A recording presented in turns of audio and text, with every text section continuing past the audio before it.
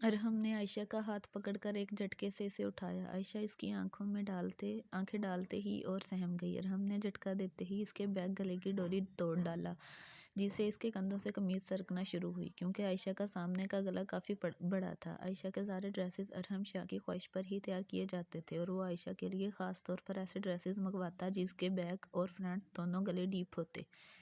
नहीं प्लीज़, आयशा ने इल्तिजा की, लेकिन मुकाबले पर असर नहीं हुआ। बस जान, नहीं मेरी जान, तुम नहीं जानती ना, मैंने ये साल का इंतज़ार किया है इस रात का, लेकिन मेरी ख्वाहिश तो अभी भी अधूरी है। इस रात में वो सब तो होगा जो मैं चाहता हूँ, लेकिन एक चीज़ की कमी होगी। आयशा ने सवालिया नज़रों से अरहम की तरफ देखा। तुम्हारी आहों और सिसकियों की, क्योंकि मैं चाहता हूँ कि मेरे रोमांस के दरमियान तुम्हारी आहें और सिसकियाँ इस सारे कमरे में गूंजें। और फिर अरहम ने आयशा की शर्ट उतार दी। वो ना करती रह गई, लेकिन वो नहीं माना। आयशा की मुदाखलत इसके सामने रुकावट बन रही थी, तो इसने इसके होंठों को बंद करने के लिए सख्ती से अपने होंठों की दस्तरस में लिया। अब सीन ये था कि इसका एक हाथ आयशा के सीने पर जबकि दूसरा हाथ आयशा के बालों में था, जबकि आयशा को भी एक अजीब सा नशा चढ़ने लगा था। कुछ देर के बाद अरहम ने ऐसे ही इसके होंठों को दस्तरस में लिए हुए आयशा की शर्ट उतार दी। अपनी तो वो पहले ही उतार चुका था।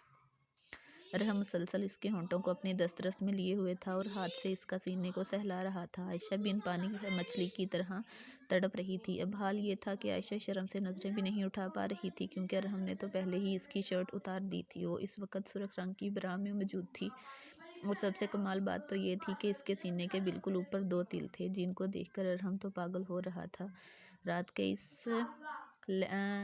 इस पहर लैंप की सहरंगेज़ रोशनी में वो बिल्कुल आसमान पे 2 सितारों की मानित चमक रहे थे। दूधिया रंगत और कम उम्र जवानी पर ऊपर से मनपसंद मोहब्बत और इतना इंतज़ार, और क्या चाहिए था अरहम को। अरहम ने हाथ बढ़ाकर आयशा की ब्रा उतारने चाहिए तो आयशा ने कांपते हुए हाथों से अरहम के हाथ पे हाथ रखा और नफ़ी में सर हिलाने लगी। अरहम ने गुस्से से इसकी जानिब देखा तो इसकी आंखें आंसुओं से भर गई।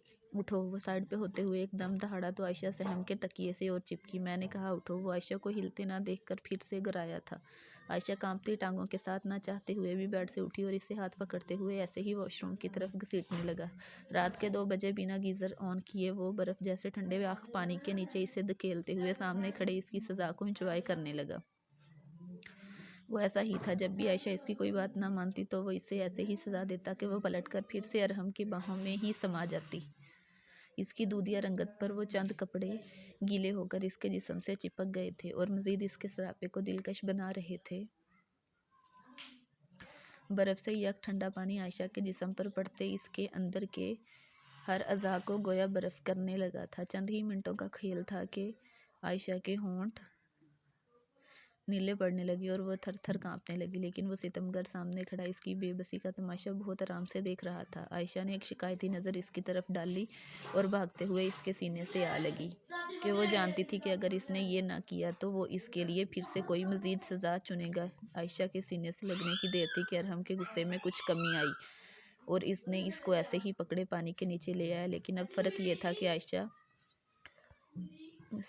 पानी अरहम की पुश्त पे पड़ रहा था और बकौल आयशा के फौलाद नामी इंसान को कोई फ़र्क नहीं पड़ रहा था। आयशा अरहम से चिपकी खड़ी थी। आयशा ने पीछे हटने की कोशिश की, जबकि अरहम ने बाजू घुमाते हुए इसकी कमर में डालते हुए इसे खुद में सांसों की तरह संभाल लेने से ज़्यादा टाइट हग किया।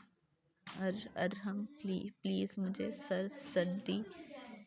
सर्दी लग रही है। आयशा ने डरते डरते नीले होंठों की थरथराहट को बामुश्किल काबू करते हुए कहा, जाने मन, मेरे पास तरीके हैं ना तुम्हें गर्म करने का, लेकिन क्या है ना कि वो तुम्हें पसंद नहीं आएगा। वो शिद्दत से आयशा के गाल पे काटते हुए पीछे हुआ।